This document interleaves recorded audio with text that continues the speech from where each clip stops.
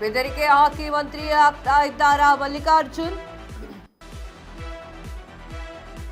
ಕಾಂಗ್ರೆಸ್ನಲ್ಲಿ ಪವರ್ ಇರೋರಿಗೆ ಮಾತ್ರ ಪವರ್ ಸಿಗುತ್ತಾ? ಸಂಪುಟ ವಿಸ್ತರಣೆ ಇರಲಿಲ್ಲ, ಮಲ್ಲಿಕಾರ್ಜುನ್ ಅವರ ಹೆಸರಿರಲಿಲ್ಲ. ಕೊನೆ ಕ್ಷಣದಲ್ಲಿ ಎಸ್ ಮಲ್ಲಿಕಾರ್ಜುನ್ ಗಲಾಟೆ. ಮಂತ್ರಿ ಸ್ಥಾನಕ್ಕಾಗಿ ಪಟ್ಟು ಹಿಡಿದಂತಹ ಮಲ್ಲಿಕಾರ್ಜುನ್, ನಾನು ನನ್ನ ಇಡೀ ಕುಟುಂಬ ರಾಜೀನಾಮೆ ಕೊಡ್ತೀವಿ,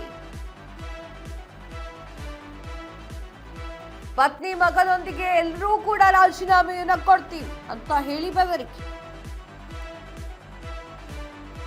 ಮಲ್ಲಿಕಾರ್ಜುನ್ಗಾಗಿ ಹಿಂದುಳಿದ ವರ್ಗ ನಾಯಕರ ಬಲಿ.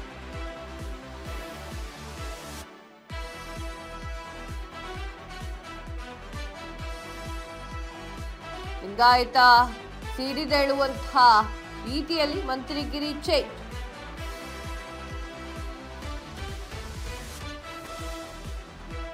ಮಲ್ಲಿಕಾರ್ಜುನ್ ಫೋನ್ ಕಾಲ್ಗೆ ಬೆದರಿದ ಹೈಕಮಾಂಡ್. ಬೆದರಿಕೆ ಹಾಕಿ ಮಂತ್ರಿ ಆಗ್ತಾ ಇದ್ದಾರಾ ಮಲ್ಲಿಕಾರ್ಜುನ್?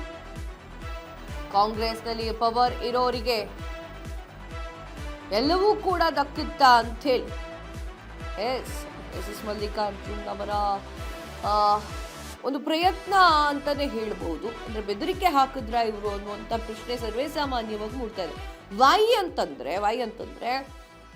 ಎಸ್ ಮಲ್ಲಿಕಾರ್ಜುನ್ ಅವರು ಬೆದರಿಕೆ ಹಾಕಿಲ್ವಾ ಅನ್ನೋ ಸೆಕೆಂಡರಿ. ಬಟ್ ಅವ್ರ ಹೆಸರೇ ಇರಲಿಲ್ಲ. ಅವರು ಇವಾಗ ಮಂತ್ರಿ ಸ್ಥಾನದಲ್ಲಿ ಮಂಕಾಳ ವೈದ್ಯನ ಸ್ಥಾನಕ್ಕೆ ಬಂದಿದ್ದಾರೆ. ಅವ್ರನ್ನ ತೆಗೆದಾಕಿ ಇವ್ರನ್ನ ಹಾಕಲಾಗ್ತಿದೆ ಅಂತಂದ್ರೆ ಅವ್ರ ಪವರ್ ಏನಾಗಿರ್ಬೋದು? ಬ್ಲ್ಯಾಕ್ ಮೇಲ್ ಮಾಡಿದ್ರು ವರ್ಕೌಟ್ ಆಗ್ಬಿಡತ್ತ ಕಾಂಗ್ರೆಸ್ ಅಲ್ಲಿ? ಬ್ಲ್ಯಾಕ್ ಮೇಲ್ಗೆಲ್ಲ ಎದುರ್ತಾರ ಕಾಂಗ್ರೆಸ್ನವರು?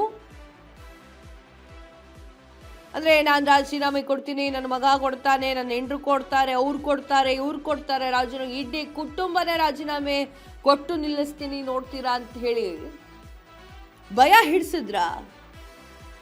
ಇದೇ ಪ್ರಶ್ನೆಗೆ ಮೂಡ್ತಾ ಇದೆ. ಭಯ ಹಿಡಿಸಿದ್ರ ಇವರು? ಅಂದ್ರೆ ಯಾರು ಏನಂದ್ರೂ ಕೂಡ ಹೈಕಮಾಂಡ್ ಕೇಳಿ ಬಿಡುತ್ತಾ?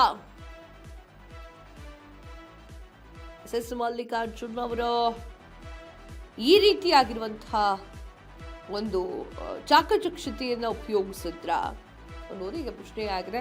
ಅಂದ್ರೆ ಈಗ ಯಾವ ರೀತಿ ಅಂತಂದ್ರೆ ಹೈಕಮಾಂಡ್ ಏನ್ ಹೇಳಿದ್ರು ಕೇಳುತ್ತಾ ಅನ್ನುವಂಥ ಪ್ರಶ್ನೆಗೂ ಮೂಡ್ತಾ ಇದೆ.